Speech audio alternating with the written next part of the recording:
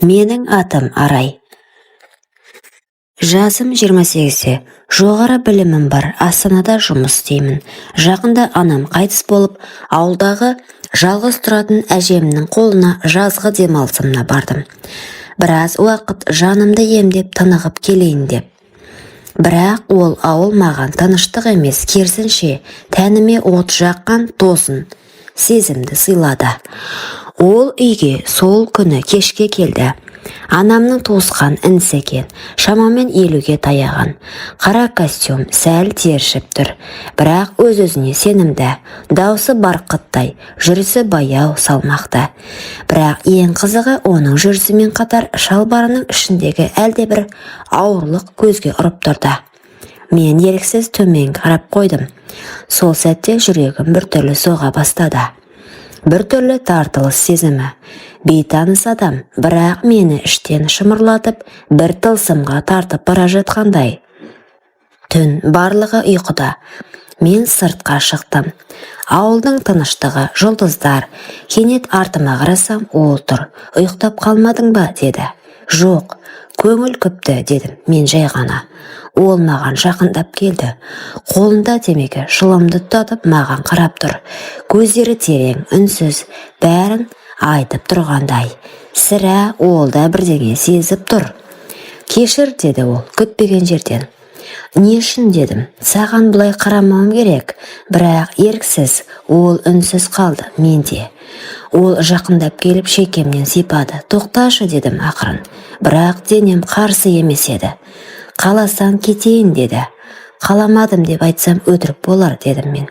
Сол сәтте бір-бірімізді тым жақын тұрдық. Ауамыз араласып кетті. Оның демімен денесінің иісінен әйелдік табиғатым оянып кеткендей. Екі бетім ду етіп жанды.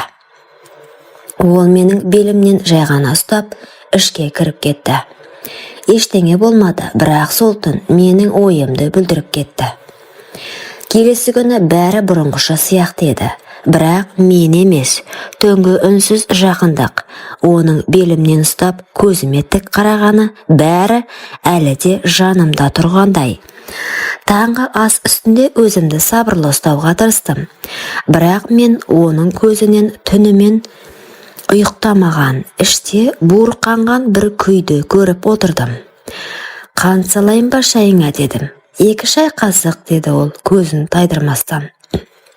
Мен кесеге еңкейіп қан салып жатқанда, оның көзі менің арқамнан төмен сырғып беліме, одан ары тағы да сол жерге, тура сол түнгі ойларымыз ұласқан тұсқа түскенін сезіп тұрдым. Арай, деді кенет. Иә, сен қазір кетсең мен өкініп қаламын, бірақ қалсаң бұл ауыл сені кешірмейді. Мен кешірім үшін емес, шындық үшін өмір сүргім келеді, дедім жай ғана. Сөйтіп, орнымнан тұрдым да сыртқа беттедім. Бірақ ол менің соңымнан ерді. Кешке қарай бақшада жалғыз жүргенмін. Ол артыма келіп үнсіз тұрды. Бүгін сені түсімде көрдім, деді. Қандай түс? Сен мені сүйіп тұрсың, бірақ мен саған тиіспей тұрмын. Сонда сен жылап жібердің, неге мені қаламайсың деп. Ол жақындады, мен қозғалған жоқпын. Себебі қаламағаным емес, күткенім еді. Ол қолын мойныма қойып, бетіме еңкейе түсті. Тынысы маған тиді.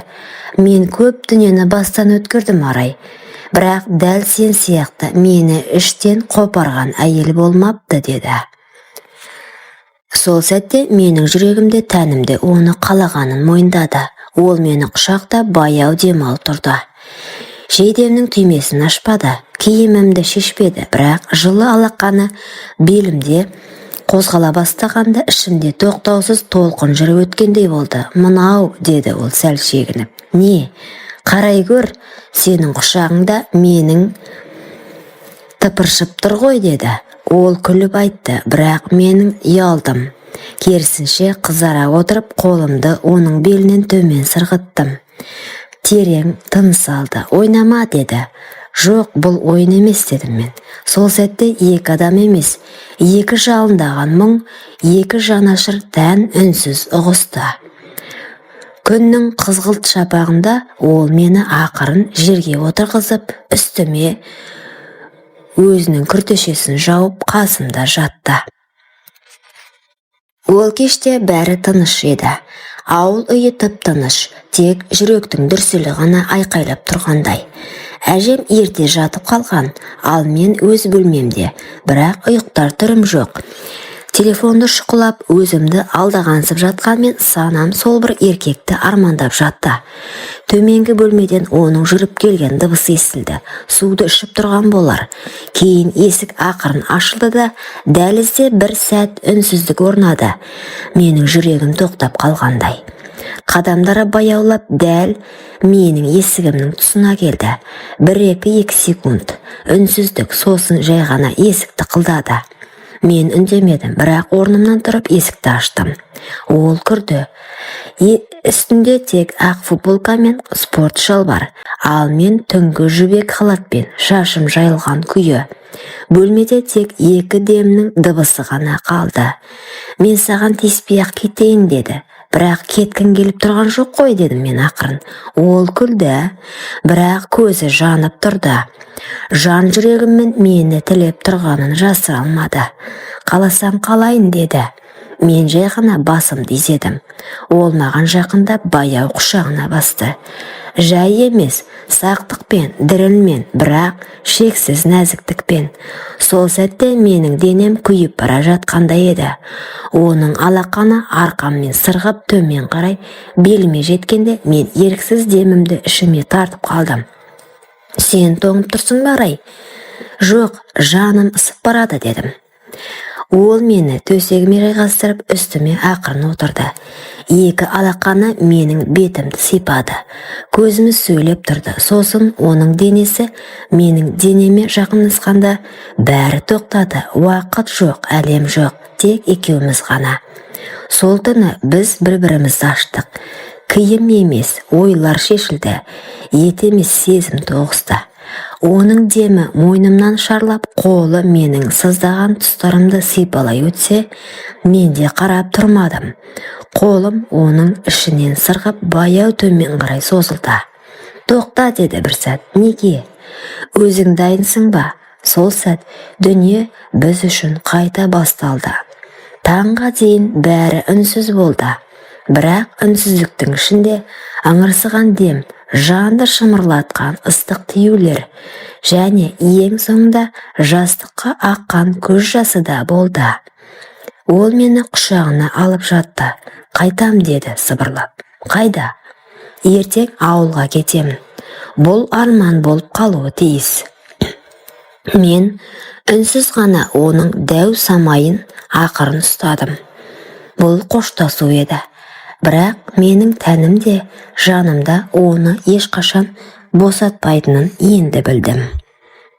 Таң, күн әлі шықпаған, бірақ мен ұйықтамағанмын. Төсекте шалқамнан жаттым. Кеудемде бос кеңістік, жанымда иісі ғана қалған дене. Ол түнгі 5-те кететінін айтқан, ешкімге айтпай тым-тырыс сезім сияқты. Тек есіктің жабылғанын естідім. Бітті. Орнымнан тұрып терезеге бардым. Шашым тарқатылған, денем әлі де кешегі түннің ыстық демін сағынып тұр. Көше іші қараңғы, бірақ алыс көліктің шамы бір сәт жарқ ете түсті. Ол еді, кетіп бара жатыр. Сол дәу самай, сол иіс, сол ыстық алақан енді тек естелікте қалды. Арада 3 ай өтті, қалаға оралдым. Жұмысқа кірістім. Сырт көзге күліп жүрген адамдаймын, бірақ ішкі әлемімде сол бір дәу сағыныш күнде тамырымды қырқып тұратын. Ол кеткеннен бері ешбір еркекке ішім жыламайды. 1-2 адаммен сөйлесіп көрдім, тіпті иістері де жат, демдері де суық. Мен ұмытпадым, тәнімде, иісімде, оның иісін, демін, салмағын, баяу қозғалған сәтін күні бүгінге дейін сақтап жүрмін. Күндер жылжыды, тән ұмытты, жан жоқ. Ол түндер мен сол еркектің өткенін көлеңкесінде қалды. Сол сәтті қызуын сағынсам да жүрегім өзге жылуды іздей бастады. Бір күні жұмысқа асығып бара жатып, автобуста бір жігітпен қатар отырдым. Тым қарапайым, үстінде ескірген көк жейде. Алайда көзінде тыныштық бар. Кешіріңіз, мына аялдамадан түсесіз бе деді. Иә, түсемін. Онда мен де. Қап, жаяу жүретін болдық қой екеуміз деп күлдім. Бұлай басталды бәрі. Ол мені шақырған жоқ, құшақтамады, тек тыңдады. Тек жанымдағы ауыр жүкті үнсіз бөлісті. Апта сайынғы кездесулер әдетке айналды. Енді мені құмарлық емес, сенім баурап алды. Бір күні ол қолымнан ұстап тұрып, мен сені тәніммен емес, тағдырыммен жақсы көргім келеді деді. Сол сәтте мен көзімнен жас шығып, жай ғана мен дайынмын, өзімді енді ғана тауып жатырмын дедім. Бүгінде мен анамын, иә, біреудің жарымын. Бір кездері тән қызығына алданғаныма ұяламын. Бірақ мен сол арқылы өзімнің шын әйелдік болмысымды таныдым. Жан рахаты тән ләззатына емес, түсінік пен құрметке негізделеді екен. Бүгінде менің күйеуім дәл сол қарапайым жігіт. Ол жатын бөлмеде керемет болмағанымен, бірақ махаббаты алыптай. Әжем маған соңғы рет алақанын жайып ақ батасын беріп еді. Қызым, өз бақытыңды тап дегені әлі күнге дейін жаңғырып тұрады құлағымда. Сол бата бергеннен бері мен де өткеннің елесін артқа тастап, жаңа өмірге қадам бастым. Бұрынғы еркекті ойламайтын болдым. Оның жылтырақ өмірі мен жалған сезімі көңілімнен өшті. Әжемнің батасы қабыл болды. Мен енді расымен бақыттымын. Себебі мен бақытты төсектен емес, түсіністіктен, жан тыныштығынан, көзге көрінбейтін шынайы мейірден таптым. Құрметті оқырман, өмірден алынған шынайы оқиғалар ұнап жатса, лайк, комментарий жазып қолдап кетіңіздер. Арнама тіркелуді ұмытпаңыздар. Келесі кездескенше.